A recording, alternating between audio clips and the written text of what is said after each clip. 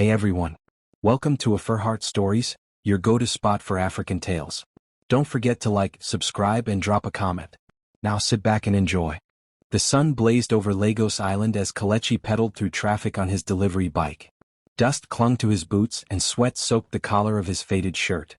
With a battered helmet and a food box strapped to his back, he cut a humble figure no one noticed, just another face in the swarm of couriers. When he finally arrived at LuxCorp's glass-fronted skyscraper, a security guard at the gate glanced at him and muttered, "Delivery guys use the back." Kelechi replied politely, "This one's for the executive floor. I was told to use the main entrance." The guard scoffed. "Guy, a beg shift. You know si say you day block big men?" Inside, two young interns laughed through the glass wall of the lobby. Kelechi adjusted his helmet and walked through the revolving door.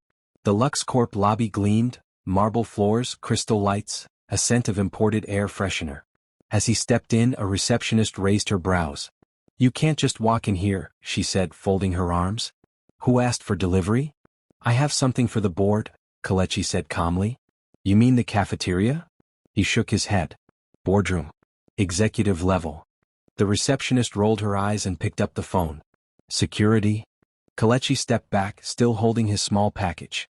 Several people turned their heads to look, some with confusion, others with open amusement. An older man in a tailored suit whispered, "Why don't they screen these riffraffs better?" Kelechi heard everything. But he said nothing. The elevator dinged. Executives streamed out in suits and heels, most brushing past him like he was invisible. But one man paused, a tall, dark-skinned gentleman in a deep gray agbada with gold embroidery. Their eyes met briefly. The man gave Kelechi a subtle nod, then walked on. The receptionist lowered her voice. "No, just some delivery guy claiming he's for the boardroom. No, he doesn't look like one of ours." "Okay." She hung up. "They said no one ordered anything. You'll have to go." Still, Kelechi didn't argue. He slowly reached into his pocket, pulled out a small white business card and placed it on the front desk. The receptionist didn't even glance at it.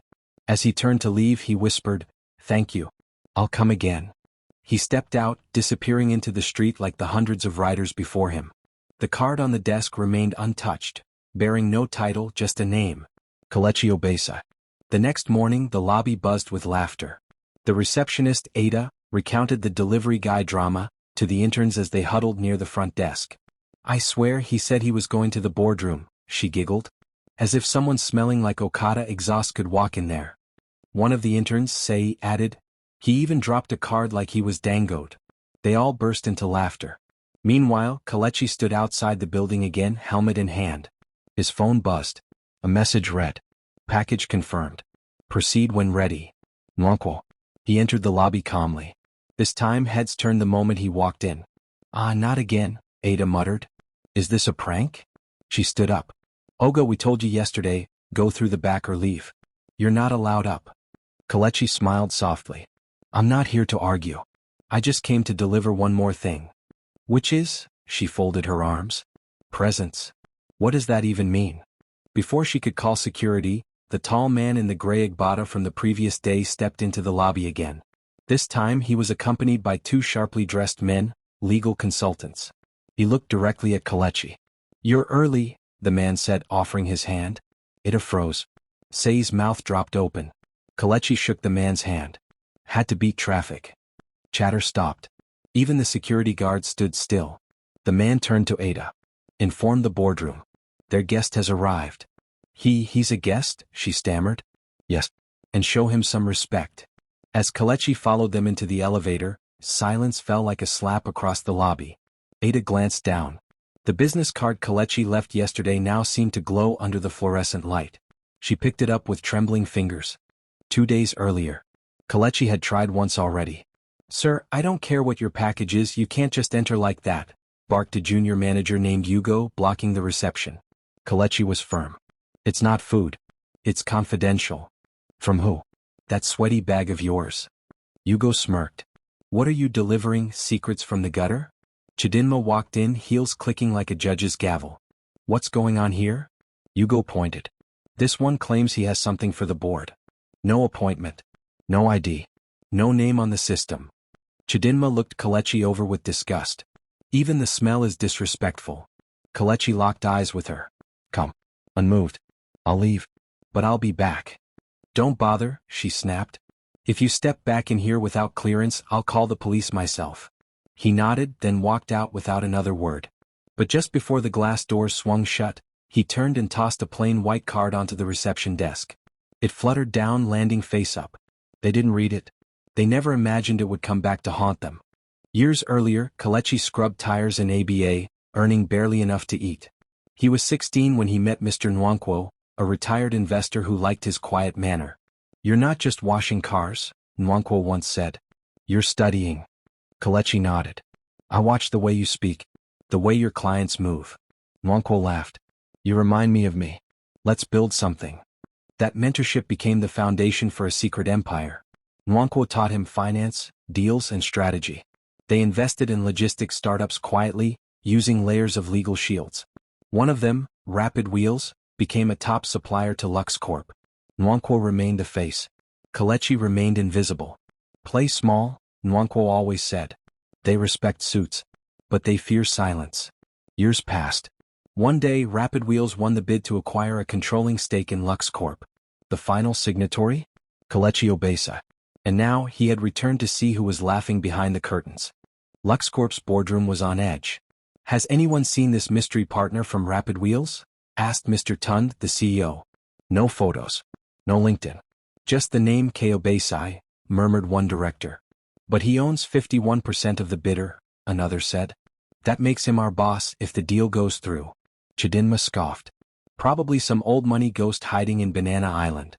Meanwhile, Kelechi, dressed again in his rider's vest, returned to the lobby. No announcement. No fuss. Only one difference. This time he wasn't turned away. A man in a black suit whispered in Ada's ear, "Escort him upstairs." "Boardroom." "Who?" she whispered back. He pointed. Her face went pale. Kelechi smiled softly and stepped into the elevator. The whisper of acquisition was now a thunder approaching. The Lux Corp cafeteria was bustling. Chidinma sipped her green smoothie, flipping through her phone. A group of interns huddled nearby, laughing. "That guy again?" "Oh," Say chuckled. "He came back today. Still wearing that crusty vest." "He's not normal," said BZ. "Maybe he's trying to go viral." Chidinma rolled her eyes. "Some people mistake persistence for relevance." "Maybe he's mentally unstable," someone else whispered. Everyone laughed, until the cafeteria TV blinked on. A live internal feed showed the boardroom. The camera zoomed in on the man in the vest, Kelechi.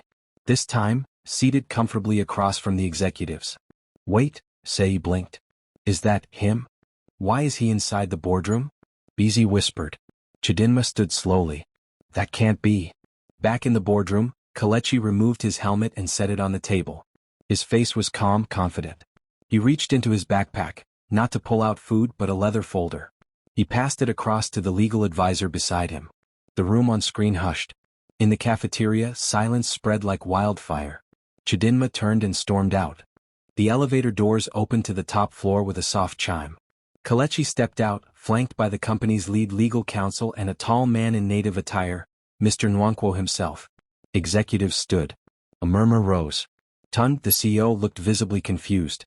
"I thought we were meeting Rapid Wheels' owner?" he whispered to the lawyer. The lawyer nodded. "He's here." Tund blinked. "Who?" The lawyer gestured toward Kelechi.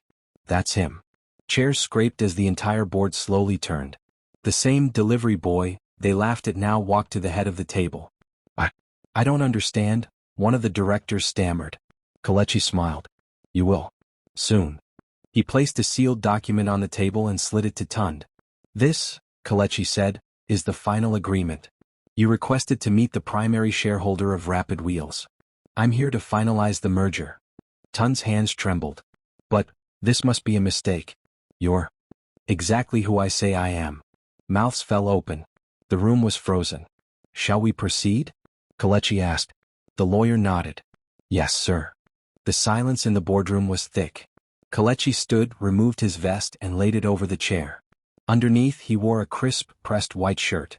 He unbuttoned the cuffs slowly with precision. The merger document lay in front of him. "Mr. Kelechi Obesai," the lawyer began, "do you, as majority shareholder of Rapid Wheels, approve and authorize the merger with Lux Corp?" Kelechi picked up the pen. The board members leaned forward in disbelief. One stroke. Another. Then, Signature complete. Click. Flash. A corporate photographer captured the moment for legal documentation.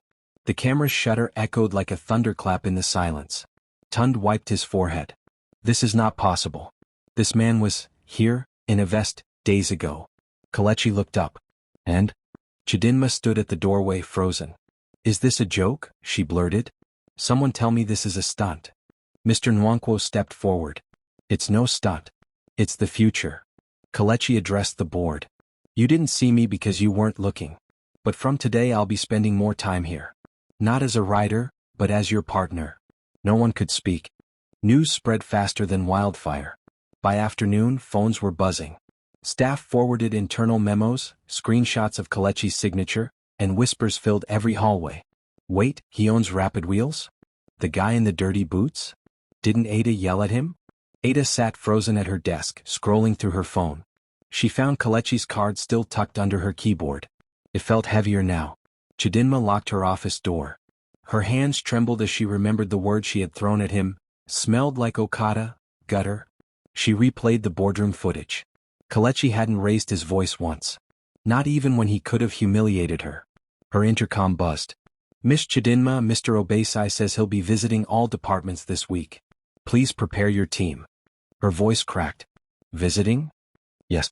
As your new partner. Downstairs, Kelechi walked through the halls. Interns parted for him like the Red Sea. Some bowed slightly. Others avoided eye contact. But Kelechi? He moved slowly, calmly, observing the same faces who once looked through him. The delivery man they mocked was now the master of their fate. The boardroom wasn't the only place shaking. By the next morning, HR received 3 formal complaints, from employees trying to clarify past interactions with Kelechi.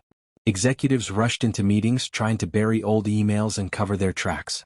One director whispered to another, "We joked about his smell. Sent that meme. You think he saw it?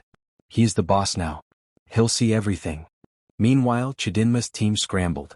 "We need to organize documents, clean our records," one assistant said. "Too late," Chidinma muttered. He's already seen what he needed. Elsewhere in the office, Kelechi entered the operations department. A murmur followed him. He smiled gently at the receptionist. "Good morning. Don't get up." She rose anyway, face flushed. "Sir, please, I'm so..." He waved it off. "Just show me where you keep the vendor reports." "Why, yes. Of course." He inspected their logs, made calm notes, and asked 2 interns a few questions. Then, just before leaving, he turned to the room and said softly, "I believe in hard work. But I respect kindness more. We'll be restructuring soon. Everyone will be remembered." And then he left, leaving tension in his wake. The LuxCorp offices were split. Half the staff now praised Kelechi. "He's so humble," some whispered. "He didn't even shout when we insulted him." Others were defensive. Why didn't he just say who he was? In the HR department, whispers grew louder. Internal memos circulated with instructions. Archive CCTV footage from the past month. Review all formal complaints involving lobby and reception. Kelechi's rise had stirred something deeper, fear. Chidinma gathered her team. "Listen," she said, her voice sharp. "He tricked us. Wore a costume.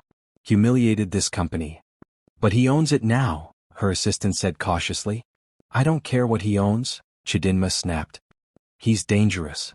Outside her office, 2 junior staff passed each other in the hallway. "Did you hear? He's launching an internal ethics audit," one whispered. "What?" "Everything's being reviewed, emails, behavior, access logs." Suddenly, that cruel meme Chidinma forwarded weeks ago felt radioactive.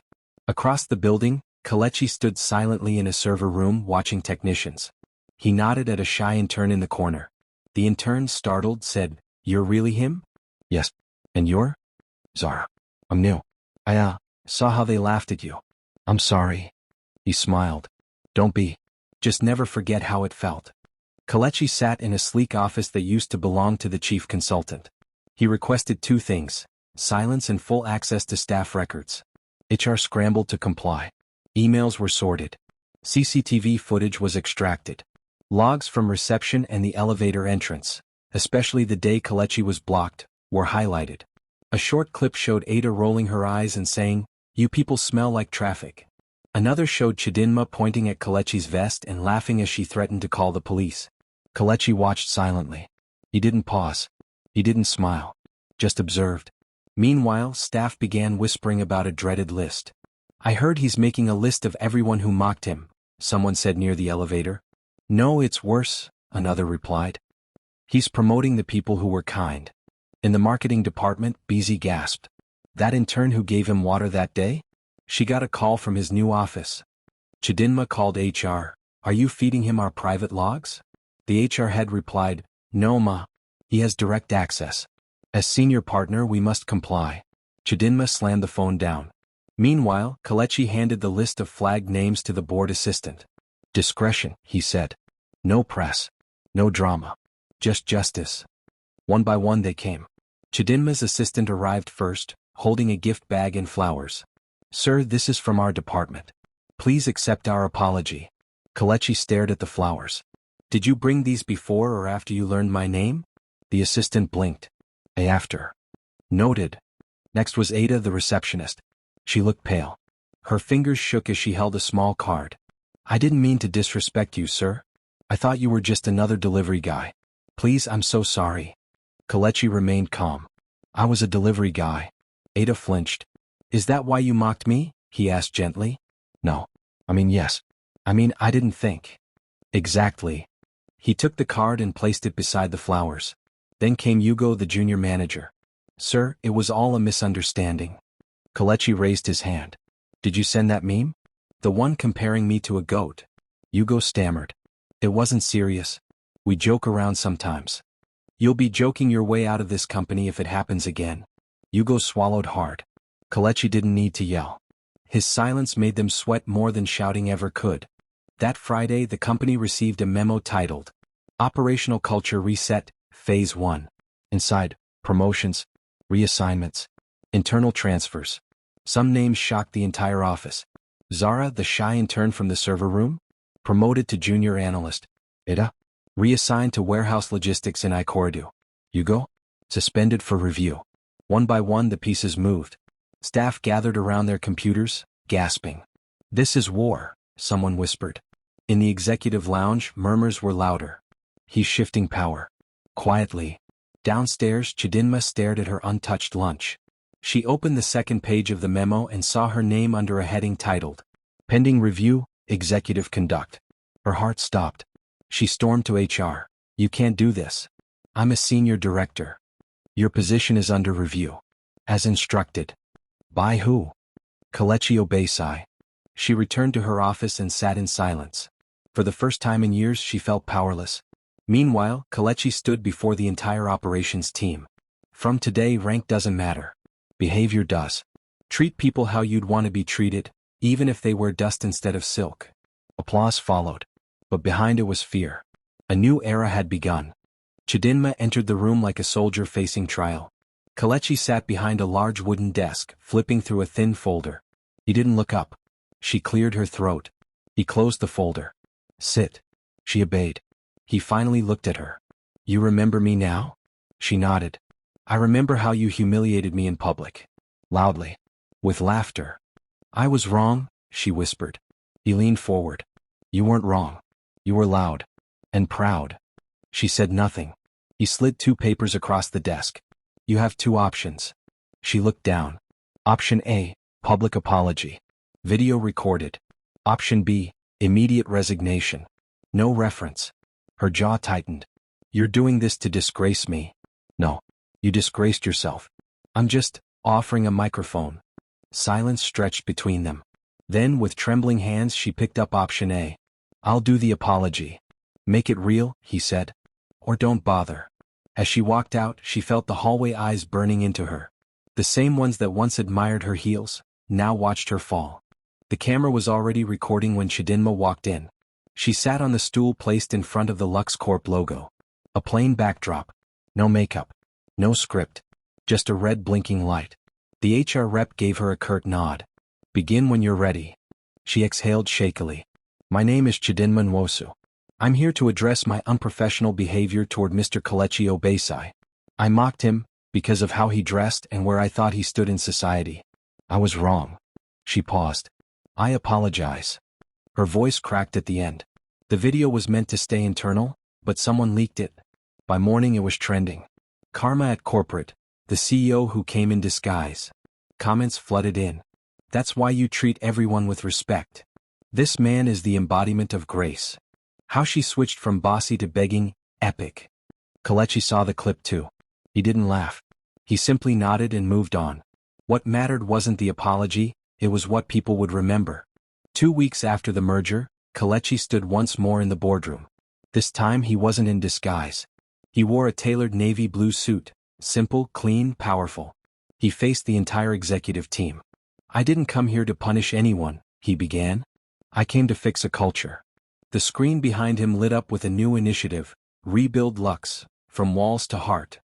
His plan was bold. Equal access. More entry-level training. Mentorships for underprivileged youth. Anonymous reporting for mistreatment. And a fund, named after his late mother, to sponsor small delivery businesses across the city. Some clapped. Some sat stunned. Tund leaned over and whispered to a colleague, "He's not just here to own. He's here to change."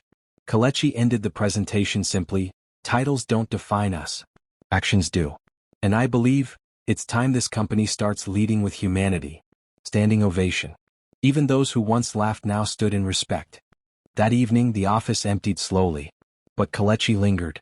He walked into the underground garage where his delivery bike, still dusty, still reliable, stood chained in the corner. He removed his suit jacket, folded it neatly and pulled on his old vest. One security guard blinked. "Sir, are you going somewhere?" Kelechi smiled. "Just home." He kicked the bike to life and rode through the same streets that once ignored him. Traffic was thick. Heat intense.